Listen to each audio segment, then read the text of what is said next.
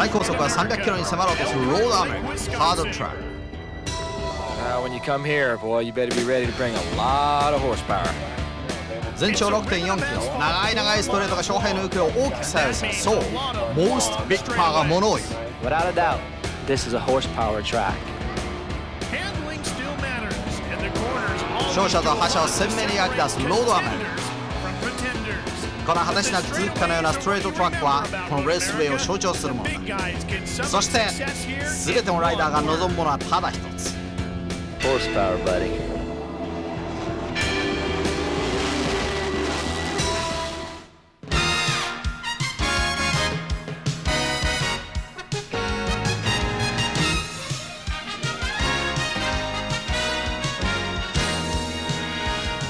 Welcome to the heartland. ウィスコン州ミルウォーキーの郊外美しいハートランド。ロードアメリカエルクハートレイクは AMA ナショナルスーパーバイクの舞台。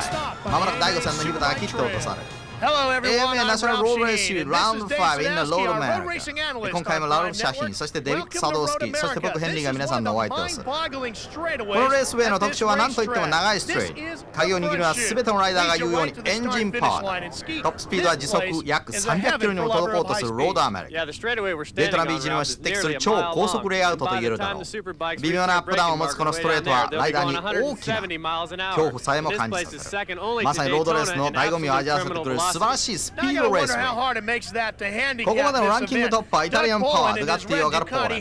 過去4レースで3勝と圧倒的な強さを見せつけている。勝率 80% かな。しかしこのレースでイニシアチブを握るのは非常に難しそうだ。なぜならポーレンのライバルジャパニーズパワーのユーザーはこのロードアメリカのためによりパワフルなマシンをスタンバイしている。ツインのドゥガッティに対して4シリンダーのトップスピード、明らかにアドバンテージを持っている。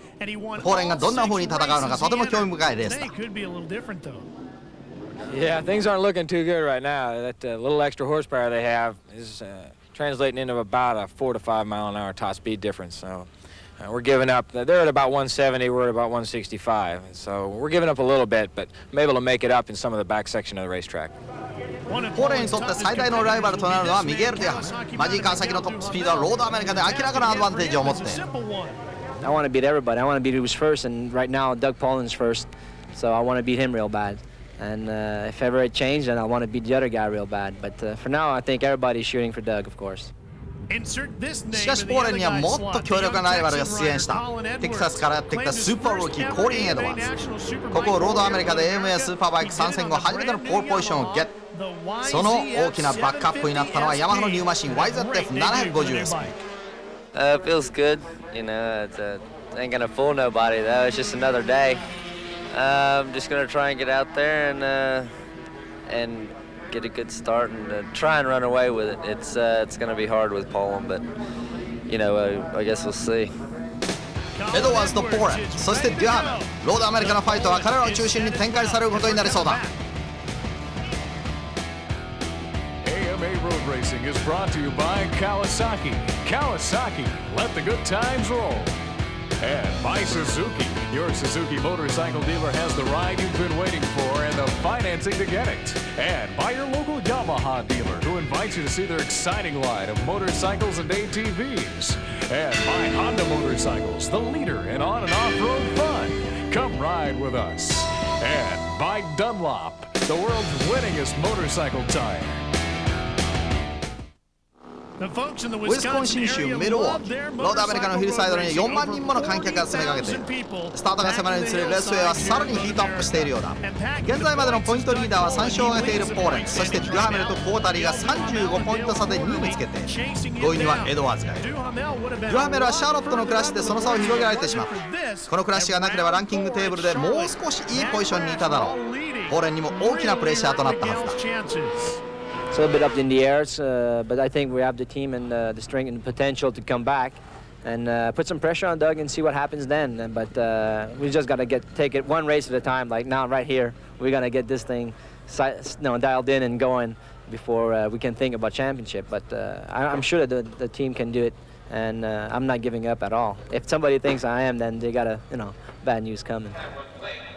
ャメルホンダのトム・キップもあるクラッシュを悔やんでいる一人だ。クラッシュしたデュハメルのマシンに接触し負傷、数週間は治療に専念することになってしまう。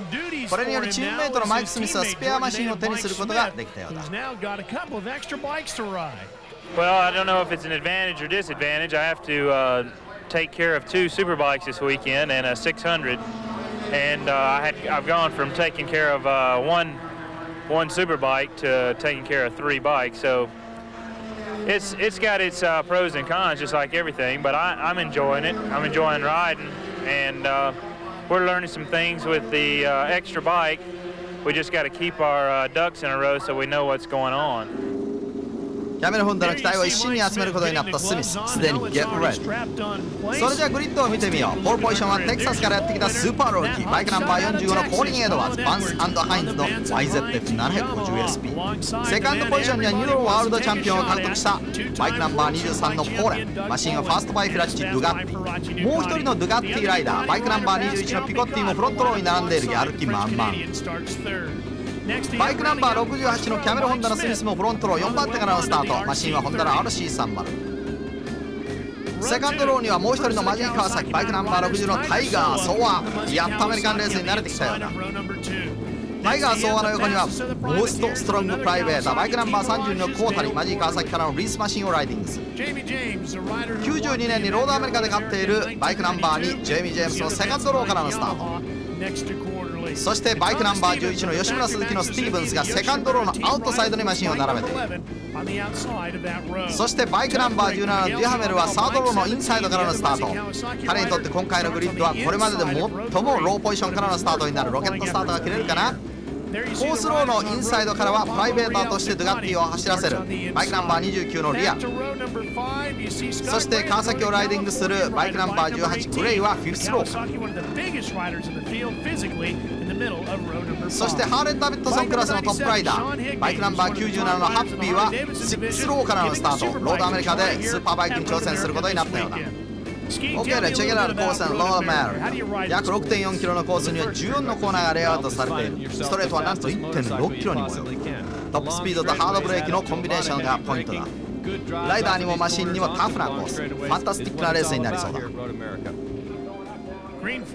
さあグリーンフラッグが振られた AMA スーパーバイクラウンド5、ロードアメリカのスタートだ。素晴らしいスタートを見せたのはバンス&ハインズ山のジェームス。いくね。92年の後半にクラッシュし今シーズンようやく間に合ったジェームス。さすがにベテランライダー、レースをラウンドするために調子を上げているようだ。ジェームスは特にこのロードアメリカを得意としているようだね。というのも過去2シーズンここで負けたことがないんだそうだ。さらに真後ろにはエドワーズ、サードローからスタートしたデュハメル、そして我らがタイガー・ソーワがジェームスの後方に続いている。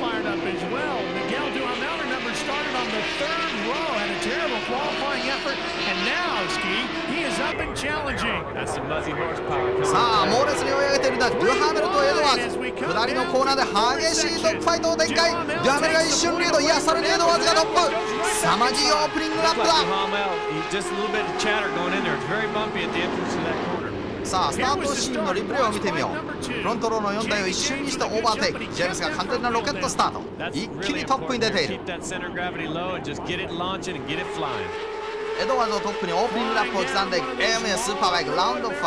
それにしてもロードアメリカはロングディスタンスコースだ。こうして見ていても低速からのピックアップ、そしてトップスピードまでの伸びがやはり勝敗に大きく影響することが分かるようだね。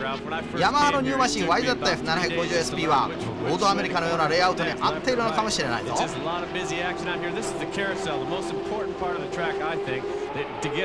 さあトップ集団ではヤマハのエドワーズとジェームスがランデブー走行、これをデュハメルとタイガー・ソーワのマジー・川崎が追っている。さらにその後方スミスのホンダ、ピコッティのドゥガッティが続いている。ポーレンはここでもスタートでミスを犯したようだ。完全なテレビスタートだね。吉村鈴木のスティーブンスの後方まで追い上げているが、トップを捕まえるにはまだまだディスタンスがあるようだ。Once again, got a terrible start. There you see Doug Poland right behind Thomas Stevens. There we go into turn 14. さあここが最終の14コーナーだ。短いストレートの後にあるこのコーナーを抜けると約 1.6 キロのロングストレート。最終コーナーをどうクリアするかでトップスピードにも大きな影響を与えてくる。そしてスリップストリームの効果も絶大。ファイナルラップの駆け引きは今から楽しみな AMA スーパーバイクラウンド5ロードアメリカのオープニングだ。さあジェームスのスリップストリームが抜け出す。ディハメルいいぞ。第1コーナーのアプローチにジャンプアップすごい。さあオープニングラップを制したのはエドワーズ。このレースで彼はスーパーバイククラスで最初の勝利を手にすることができるだろうか。楽しみだぜ。AMA ナショナルロードレーシーラウンド5ロードアメリカスーパーバイクデビジョンのオープニングはエドワーズの素晴らしいライディングで幕を開けることになった。その後方では2位争いをしているのはデュハメルとジェームス。第1コーナーでデュハメルはジェームスのスリップストリームから2位をゲット。その間にもリードを広げていくエドワーズ。ロードアメリカではトップスピードはもちろんブレーキングも非常に重要なポイントになる。ストリートバイクに搭載されたカーボンブレーキはスーパーバイクに大きな変化をもたらしたようだ。時折リアホイールをリフトさせるほどのハードブレーキングを見せるライダー。その究極のテクニックがスーパーバイクをさらにレベルアップさせる。後方を大きく引き離してトップを行くエドワーズ。デュハメルとジェームスは熾烈なバトルを展開しながらトップとのディスタンスを感じ始めているようだ。それほど素晴らしいエドワーズのスタートダッシュ。彼のライディングに注目しなければいけないが、今回はヤマハのニューマシン YZF750SP を忘れることはできない。レーシングユースを最初から考えたスペシャルバージョン。これをバンス&ハインズが最高のスーパーバイクマシンに仕上げているようだ。ストレートではなんと270キロを超えるトップスピードをマークしている。We haven't seen him yet today. Edwards is gone. He's gone. Forget it. You think? He's gone. Look at him. This is we're talking about lap 3 here. This kid is flat out leaving these guys. エドワーズのリードで進んでいく AMA スーパーバイクラウンド5ロードアメリカ。セカンドグループの集団の中にいるのは優勝候補にも数えられているポーレン。それにしてもポーレンは全てのレースでスタートをミス。そんなポーレンのオンボードカメラからロードアメリカのコースをじっくり眺めてみよう。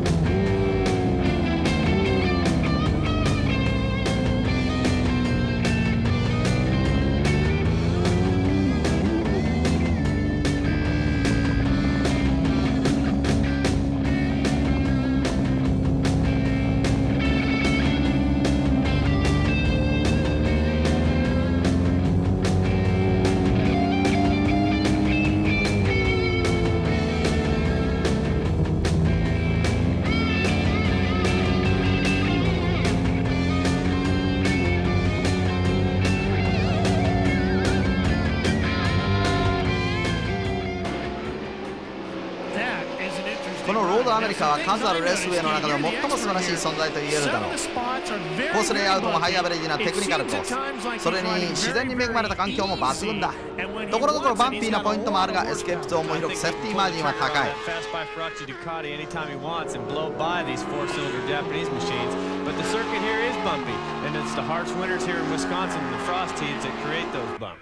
トップを快調に飛ばすエドワーズ。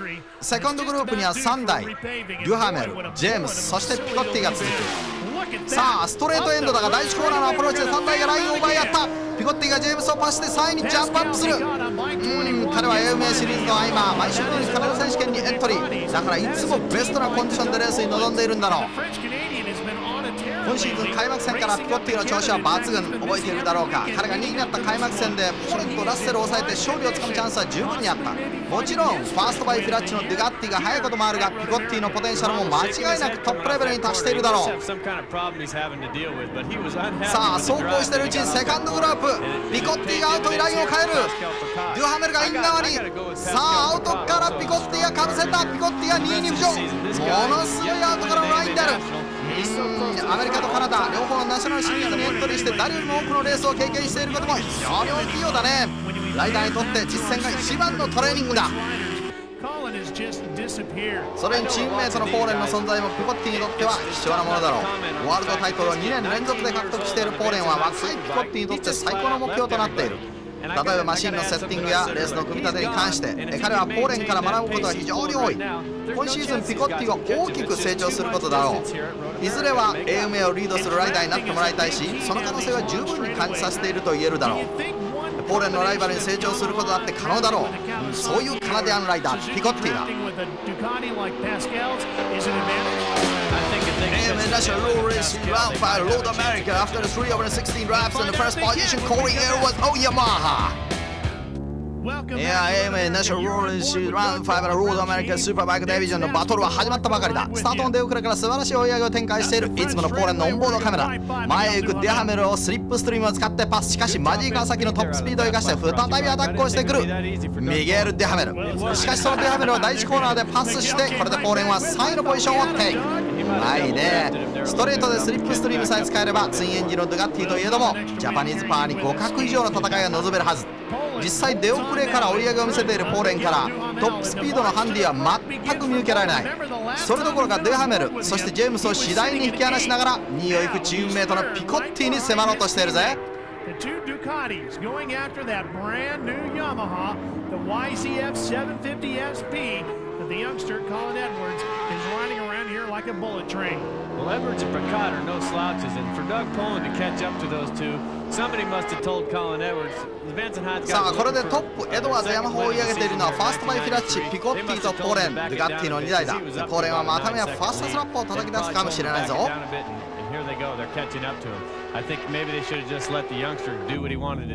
ポーレンのオンボードカメラは早くもピコッティの真後ろ。すごいね。こんなすごい追い上げがまさにワールドチャンピオンポーレンならではのものだ。このままいくと数ラップのうちに確実にピコッティの前に出れるだろう。でもそれがピコッティにとってワールドチャンピオンのライディングを盗むまたとない時間となるわけだ。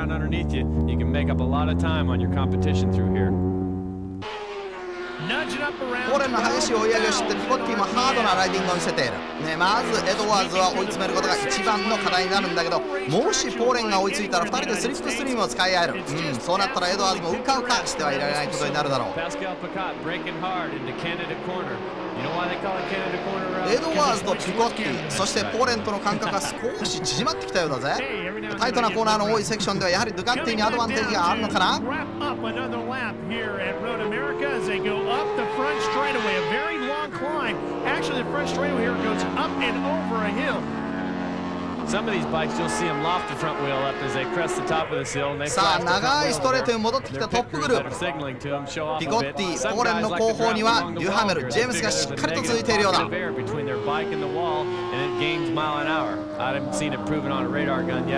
ピットからのサインでエドワーズも後続の接近を知らされていることだろう。ピットこれからレースはさらに激しいドッグファイトになるはず。ひょっとすると5台のマシンによる突破争いになる可能性だってあるだろう。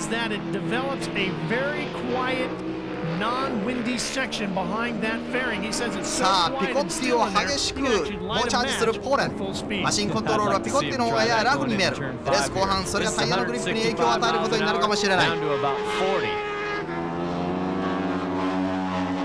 Braking and tipping over to the left-hand side, and the Ducati's just thumping along here right now. Boy, it is just a methodical march to the front that the big red machines are taking here.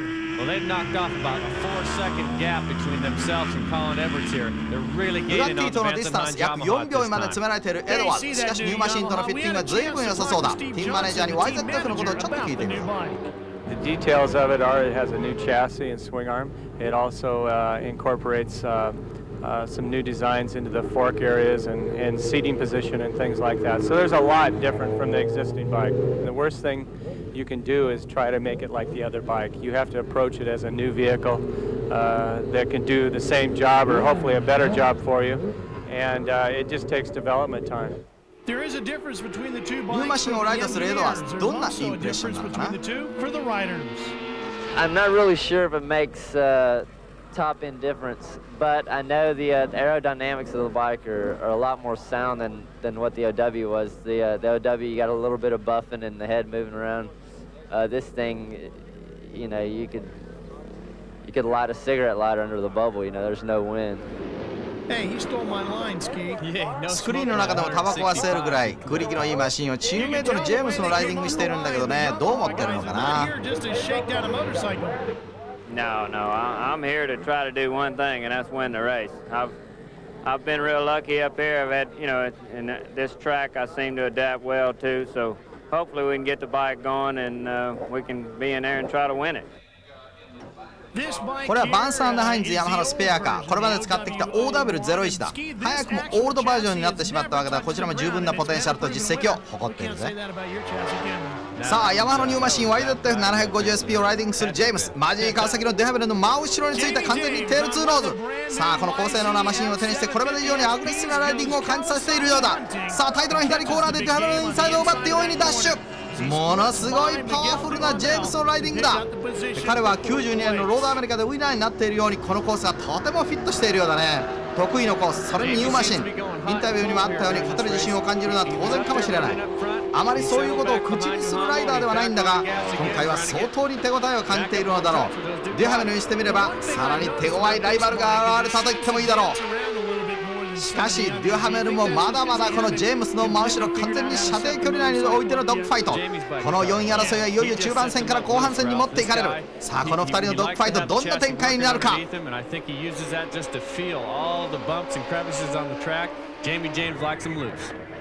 さあもう一台の YZF750SP をライディングしているエドワーズ、トップをキープしてラップを重ねているが、その後ろにペールにはピコッティとポーレン、2台のデガッティが急接近。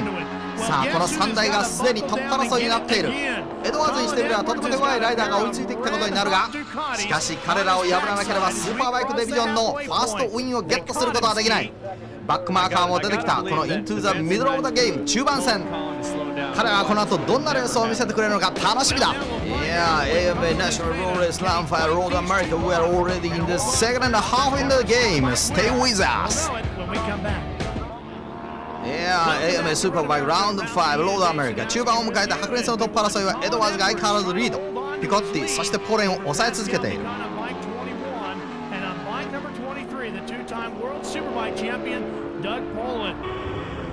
スタートから猛烈に飛ばしてアドバンテージを築いたエドワーズ。このレースから手にしたニューマシンヤマハの YZF はアグレッシブにライディング。2位を争う混戦にも助けられ、一時は圧倒的な独走状態、ワンマンゲームを築いていたが、ピコッティとポーレンがその混戦を抜け出すと、2台のドゥガッティが驚異的なペースでエドワーズを追撃。中盤を迎えて3台の熾烈なトップ争い。ゲームは変わりつつあるね。その最大のファクターはエドワーズのペースダウンだ。特にコーナリングスピードは明らかに落ちてきている。スタートダッシュでタイヤに負担をかけすぎたのかな。It takes a while to get used to what your pit guys are actually trying to say to you. Sometimes they tell you to slow down in such a dramatic fashion that you think you've got a mile lead. And in fact, he didn't have that far of a lead. このドッグファイトをポーレンのオンボードカメラから見てみよう。 It's just a confusing thing, and it's something that Colin's going to have to get used to with his crew members. 彼の視界には手の届きそうなところにエドワーズとピコッティがいる。こうなればすでにポーレンはいつでもトップを奪えるはず。しかしすぐにそれをしないのは後半を考えタイヤを温存しているためだ。マシンを知り尽くした彼ならではのタクティクスと言えるだろう。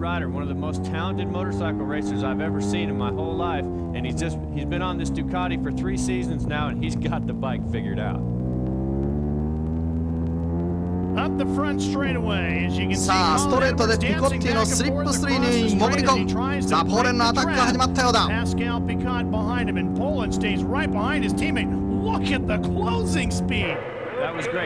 レンが第1コーナーのアプローチでピコットをオーバーテイクする。いよいよワールドチャンピオンのスーパーテクニック、そしてスーパータクティクスが発揮されるぞ。さあ上位を追い上げている時もポーレンはタイヤの消耗に気をつけているらしい。いつのレースもそうだった。残りわずかになったレースでポーレンはいつもスパートをかける余力を残している。これに対しエドワーズはスタートダッシュでタイヤを消耗している。ペースの落ちてきたエドワーズ、ペースを維持してきたポーレンの戦い、プロフェッショナルな走りをするダグ・ポーレン。このポーレンならではのタクティクスは彼のマシンがドゥカッティだからということもある。スーパーバイクにエントリーしている唯一のツインエンジンドゥカッティは4シリンダーに劣るパワーをマシンウェイトでカバーしているのだ。これについてエドワーズはこう語っている。 You know, if these straightaways were about twice as long as they are, then yeah, we definitely have an advantage. Top end, I kind of come up to him, but it's, you know, the bike, the Ducati is, it's a really strong bike, you know. I'd like to see about 40, 50 more pounds on it, and then I'd be happy. 40 or 50 pounds? You know it, definitely. Oh, Colin, I don't... 40 or 50 pounds, that is a lot. ダグ・ポーレンのドゥガッティに搭載されているツインエンジンでは4シリンダーに匹敵するパワーを引き出すことはできない。確かにミドルレンジのトルクやピックアップには優れているが、トップエンドのパワーは明らかにハンディがあるわけだ。このためレギュレーションでは最低重量が定められている。ピリキとされているドゥガッティはここで大きなアドバンテージを与えられているわけだ。それがクイックなハンドリングをもたらしたり、タイヤの消耗に有利なキャラクターを得たりをしている。いずれにしろドゥガッティはモーターサイクルがパワーだけではないという証明をもたらしているんだろう。ポーレンはエドワーズのライディングをしっかりと確かめているようだ。パスしようと思えば今のポーレンにとってそれはイージーだ。だが後方にいるということはエドワーズに恐ろしいほどのプレッシャーを与えることになる。はるかな後方からここまで追い上げてきているのだから、エドワーズはポーレンの底知れない力をひしひしと感じていることだろう。これもポーレンのタクティクスの一つ。このまま終盤まで2位をキープしていてもいい。エドワーズが焦りからミスを犯せばそのままトップを奪ってもいい。いずれにしろ今のポーレンは何も無理をする必要がないのだ。Tipping over to the right-hand side to sweep through turn number 1 here at Road America. Doug Pollett, a master at work, teaching a youngster up in front of him a few things about professional motorcycle road racing in the AMA. This corner right here will tell you who's got the better drive off the corner, and it's the Ducati. He pulls right around the side. さあワールドチャンピオンのポーレンがいよいよトップのエドワーズにクロス、接近をし始めている。スーパーバイクディビジョン、さらに激しい戦いを予感させている。ロードアメリカのチェッカードフラッグ、果たして誰の頭上に振り下ろされることになるんだろうか。 AMA ナショナルロードレースラウンド5。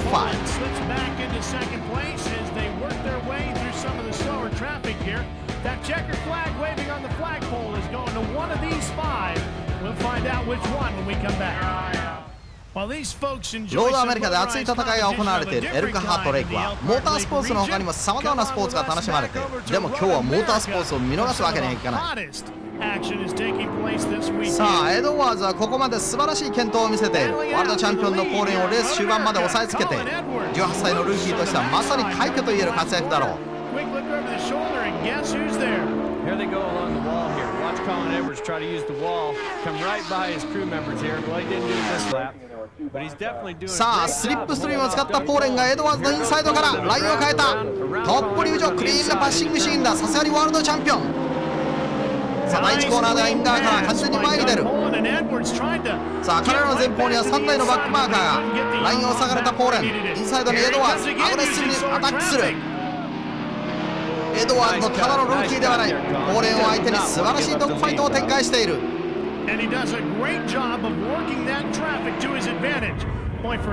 さあ今度はピコッティがラインを変えるぞ、ラインを変えるぞ。ピコッティが強引にインサイドにラインを変えた。ポーレン、エドワーズを一気に回して速攻だ。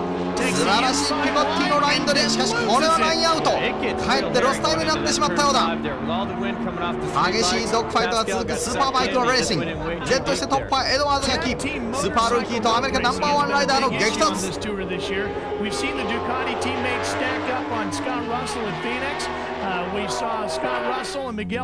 さっきのパッシングシーンをポーレンのオンボードカメラから見てみよう。ストレートエンドでスリップストリームから一気に抜け出したポーレン。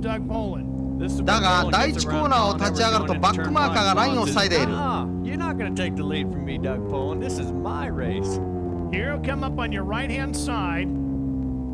の一瞬の隙をついてエドワーズがインサイドに出た。そしてバックマーカーをオーバーテイクするが、その先のストレートでヤマハがわずかに上回っていたようだ。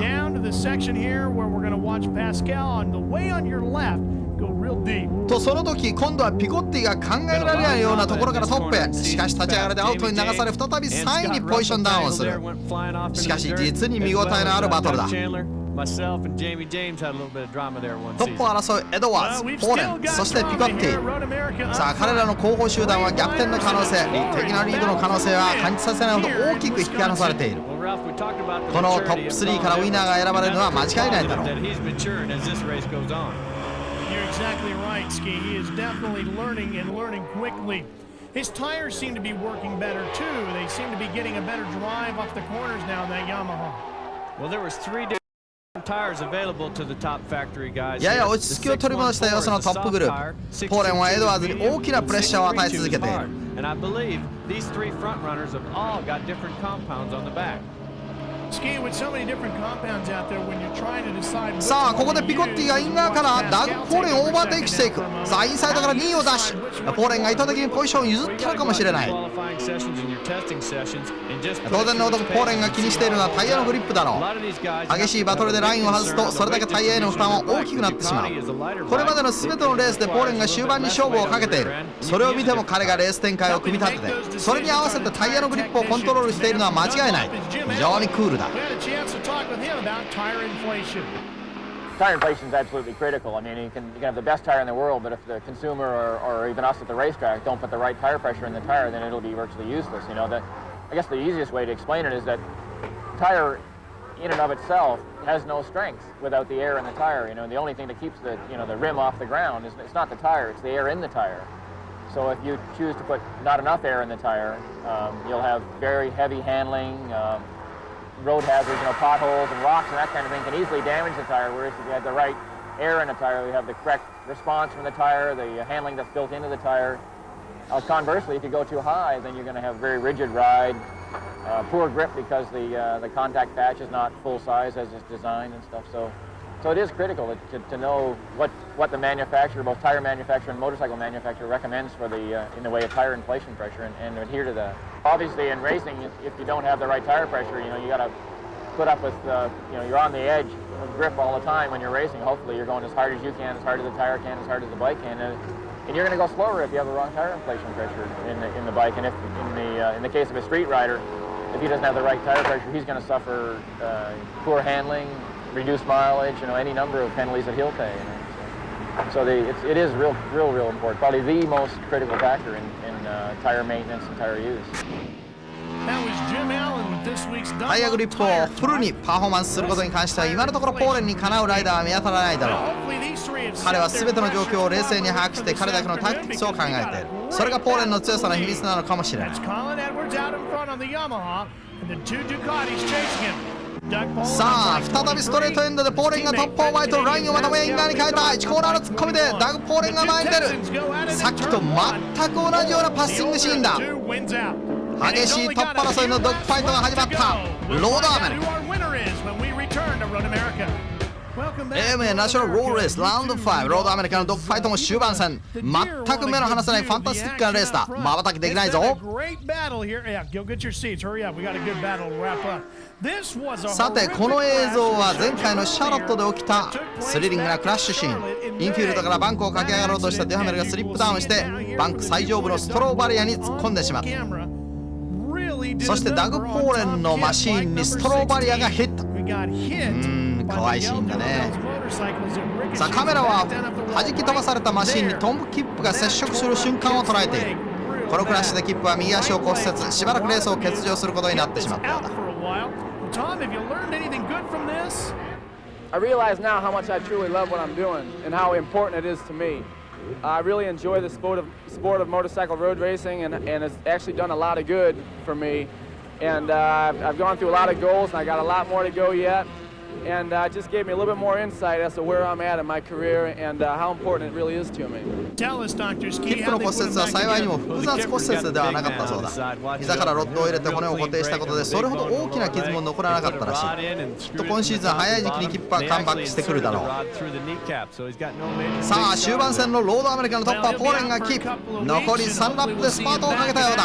ここからがポーレンの本当のホースパワーを楽しめる。Meanwhile, up front, it is getting hot and furious as these three さあポーレン continue に to ついて battle ピ for コ that ッティが top アタックを spot. している。 And we are winding ハード this ブレーキン one グでエドワー down. ズの前に出 Pascal た。 Bigot takes 立ち the 上がり spot なんだ away 2人は from そ the のまま次の youngster. コーナーにアク Edwards セ is ルを。 not going to like this. He's さあ reluctant 今 to 度は give ま up たもやエ first. ドワー He's ズが前に出 definitely る。 going to be reluctant to give up second. さあ前にでエドワーズがフルブレーキングコーナーをターンできない。さらにピコッティも接触しながら交差。グラベルベッドにエドワーズがスリップダウン。すぐにマシンを起こして再スタートしようとしているんだが、 Down and out of this one. Ralph, let's see if he can get back さあ in. If he い can や get し back か in し it, サ that ウンド Benson トラッ Bike プをして bike's 出るのは got 非常に enough 難 to し make そう up。 the points. He can at least get in the top オフィシャルを呼んでいるがそれでもここを出るのは大変なことだ。 Too much time for Edwards to get that bike 素晴 restarted. らしいレースを展開していたエドワーズ。これで大きなロスタイムだ。急げエドワーズ。さあこのままだとポジションもかなり後ろまで落としてしまうことになる。 He's going to try and bump start it here, see if he can get it going. Not a good place to bump start it in the gravel there. さあスローで2人のクラッシュシーンを見てみよう。 He just doesn't want to give up ピコッティの強引なアタックを受けたエドワーズは主要に2位を守ろうとブロックしている。それで次のコーナーでのブレーキが間に合わなかったようだ。すでにリアタイヤは完全にスライドをしている。エドワーズのアウトにつけていたピコッティは押し出されるようにグリーンへ。それにしてもピコッティがスリップダウンしないで済んだのはまさに奇跡としか言いようがないね。 Pascal takes here as the spike kicks up into the air when it hits the guardrail. Right here.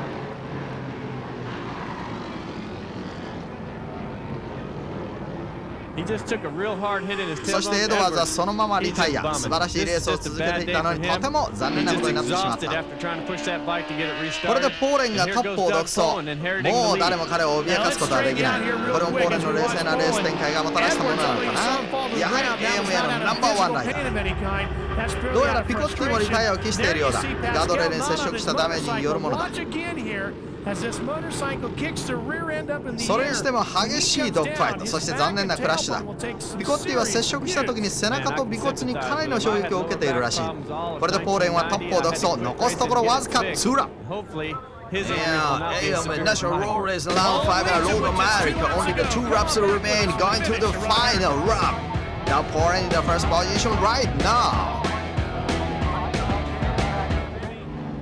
AMA National Road Race Round 5 ロードアメリカ。ウィスコンシンエルクハートレイクにあるロードアメリカ。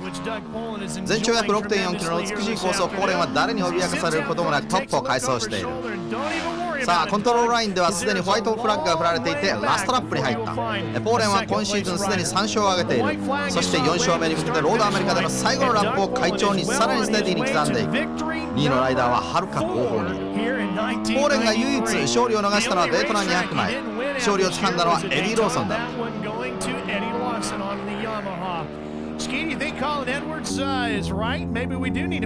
しかしポーレンはデイトナ200マイルを除く全てのレースで快勝、いや圧勝と言った方がいいかな。ランキングテーブルでも2位以下を大きく引き離し、93年 AMA スーパーバイクのタイトルに一歩ずつ近づいている。だがそれも2年連続でワールドチャンピオンに輝いた実力からすれば当たり前の話かもしれない。ポーレンの強さはライディングテクニックばかりではないだろう。常に冷静な判断を要求されるロードレースで彼ほど的確なタクティクスを考えているライダーは見当たらない。その罠にはまったようにリタイアしてしまったエドワーズの横をポーレンが王者の貫禄とともに走り抜けている。エドワーズにとっては悔やみきれないレースとなってしまったようだね。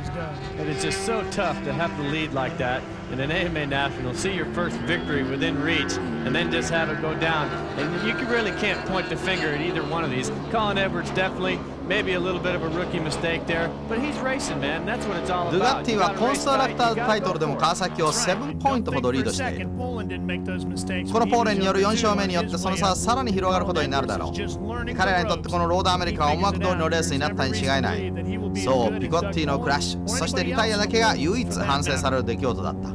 As we work our way through this last lap, the final trip through Thunder Valley and down through this picturesque racetrack. さあ最終ラップに入って2位はデュハメルがキープしている。快調に飛ばしている。92年の AMA タイトルを獲得しているマジー・カワサキにとってポーレンの存在はこれまでにない脅威となっていることだろう。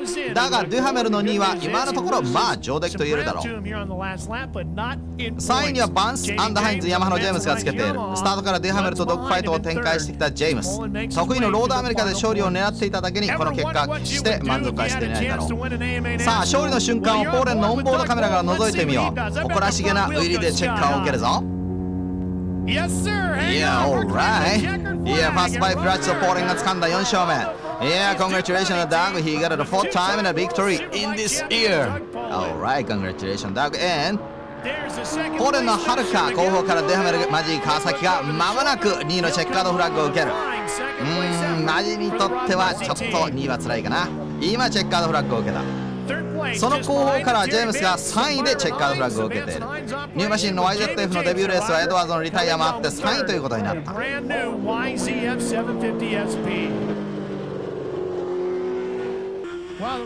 ピコッティを運ぶ救急車の横でエドワーズがヘルメットをかぶろうとしている。多分 YZF でピットに戻るつもりなんだろう。マシンにはほとんどダメージは見当たらない。彼は本当に悔しいレースだったね。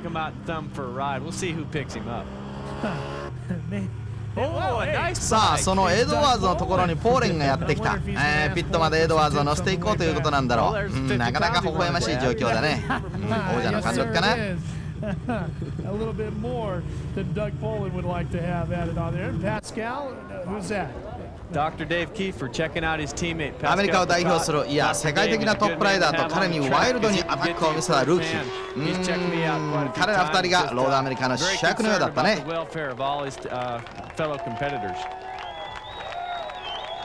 Some of the 40,000 fans here at Road America showing their appreciation for the great show that was put on these top professional athletes. Doug Poland was the best of the field today. He gets win number 4. When we come back, we'll hear from our winner. AMA Road Racing is brought to you by Kawasaki. Kawasaki, let the good times roll.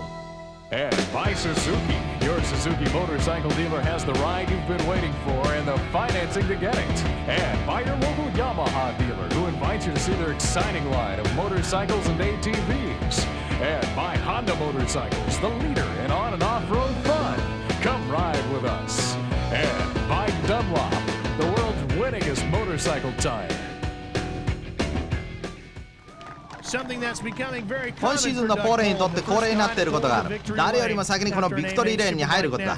彼に敬意を払ってのことらしい。4位にはクォータリー、そして5位にはタイガー・ソワ。我らがタイガー・ソワが入ってるね。これからのジャンプアップリザルトに期待したいところ。7位にはスティーブンス。ルガッティで初レースだったレインフロは9位と検討している。キャリフォルニアのグレイは12位でチェッカーを受けているね。いいぞ。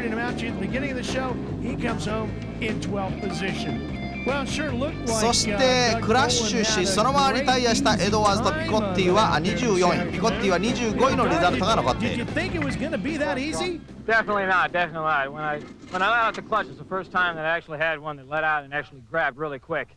First time in 3 years of riding a Ducati that had that happen, so that was kind of a surprise. And what that did was it sent me way back, and tires weren't quite up to temperature yet, and things were sliding around a lot in the beginning laps, so they ended up pulling away a pretty good bit, and I really didn't know whether I could catch them or not. Then I started reeling off good laps and started catching back up and got real close to them by the halfway point, so I thought, hey, no doubt, with 8 more laps to go, it should be okay. 5戦が終了した時点でのランキングテーブルを見てみよう。ポーレンがさらにリードを広げることになった。デュハメルとの差はなんと38ポイント。シーズンがハーフタイム過ぎたところでこの差はデュハメルにとって想像以上に大きなものだろう。ポーレンの横にはスタートからチェッカーまで激しいバトルを繰り広げたデュハメルとジェームス。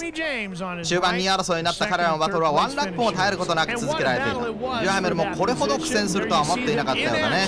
しかしファンタスティックなバトルだったね。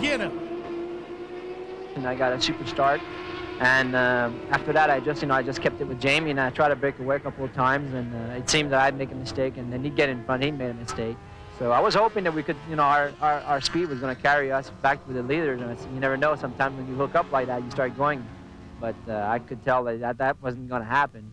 So after that, I just saw Jamie's tires going off, and my tire was starting going off, and I guess it was just who's going to go off first, And, ジェームスは92年のクラッシュから復帰したばかり。でもここまで確実にポジションを上げてきている。怖い存在だね。 As far as my performance today, I was a little bit off, and I'm struggling. I'm coming back from an injury, and I've been struggling a little bit. But I feel good. I hate to get in the winner's circle like I did. The Yamaha was running good, and I hate to see other guys go down. But hopefully we're going to keep fighting back, and I'm going to get stronger and stronger toward the end of the year, and maybe I can get back into points of this thing. Well, I think you should be a little ピコッティとエドワーズのバッドラック。ポーレンに独走優勝をプレゼントすることになったクラッシュシーンだ。2人とも悔しい思いをしていることだろう。But don't regret, man. I was braking as late as I could, you know, and if he was braking any later, I don't know. And if me braking just caught him by surprise, or if he just brain faded and ran into the back of me, I don't know. But yeah, he just apparently got caught in between maybe my silencer and the swing arm, and from then on we were hooked. You know, I mean there was no way of getting out of it. And I went off into the grass and hit the rear brake, front brake, and then the guardrail started coming up pretty quick, and I laid it over. スリップダウンせずに済んだピコッティだったが、彼は右膝を痛めてしまそれほどシリアスなものではないようだ。数週間痛むだろうがすぐに復帰してくるらしい。ビクトリーレーンでは AMA スーパーバイクをリードするライダーたちが華やかにシャンペンシャワーを振りまいている。Yeah, congratulations to the riders and the victory lane. You are ready, congratulations. それにしてもポーレンの強さは圧倒的だ。本当に強いね。そしてもう一つ、ポールポジションからスタートして最大9秒ものリードを奪ったエドワーズ。彼の可能性は誰もが認めたことだろう。長いシーズンを戦いながらチャンピオンというリザルトを残すことができるライダーはただ一人っきりだが、強力な競争相手がいるからこそ与えられた栄誉が光り輝くんだろう。彼らには勝利と賞賛がそれぞれを取り囲む未来が見えているのかもしれない。さあ次の第6戦のニューハンプシャーも激しいドッグファイトを楽しませてくれるだろう。頼むぜ。Colin and Pascal are tremendous young riders. Yeah, it's over the fantasy race and Lord America, and the Korean Arrows made for a good fight in this race. Why don't we give our cheer to the Korean Arrows for excellent super performance, good record in next race, alright? And in the past 5 games, some riders enjoyed the victory and the other loss. We are now in the later half of the AMA Superbike Championship 93. See ya next race.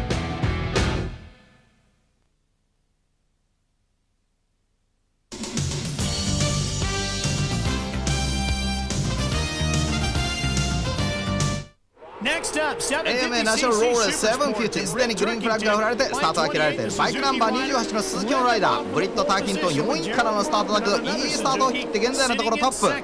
そして3位のポジションにサドスキーがいるぞ。今年はトップグループにサドスキーを見なかったが、とにかく凄まじい接戦のトップグループだ。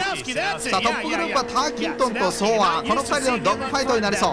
ターキントンはこのクラスのポイントリーダー、鈴木に乗って素晴らしいシーズンを送っている。さあこのままいくとターキントンがチェッカードフラッグをまず最初に受けそうだね。ソワ2位は確実だが、さあターキントンがチェッカードを受けた。そしてバイクナンバー25のサドスキーとバイクナンバー5のロスマンジュニアがドッグファイトを展開している。これは3位争いだ。サドスキーが勝負に出たんだが3位をゲットしたのは、これはロスマンジュニアのようだね。接触しそうだ。トップでチェッカーを受けたターキントンにタイガーとのドッグファイトを聞いてみよう。Yeah, he about made me get a cramp in my neck looking back so much. You know, he had me worried. I didn't know if he was going to get up there and stick a wheel under me or what. You know, he got close enough a couple times, but I just kept my head down and tried to do my job. このレーストラックでこんな速い走りができたということは何か秘訣があるのかな？ Well, you know, it's a real good track for the motorcycle. You know, wherever the bike works good, I seem to work okay. You know, if things aren't working for you, it shows up, and definitely this was our weekend. それじゃファイナルリザルトを見てみ。おっとタイガー・ソーは2位になっていないね。ソーは失格になったようだ。彼の ZX7 に間違ったギアを使っていたんだね。まあ次のレースで頑張ってよ。この週末はスーパースポーツ750ではブリット・ターキントンがいい仕事をしたようだね。ハーレー・ダビッドソン8083ではスコット・ザンパンクが優勝。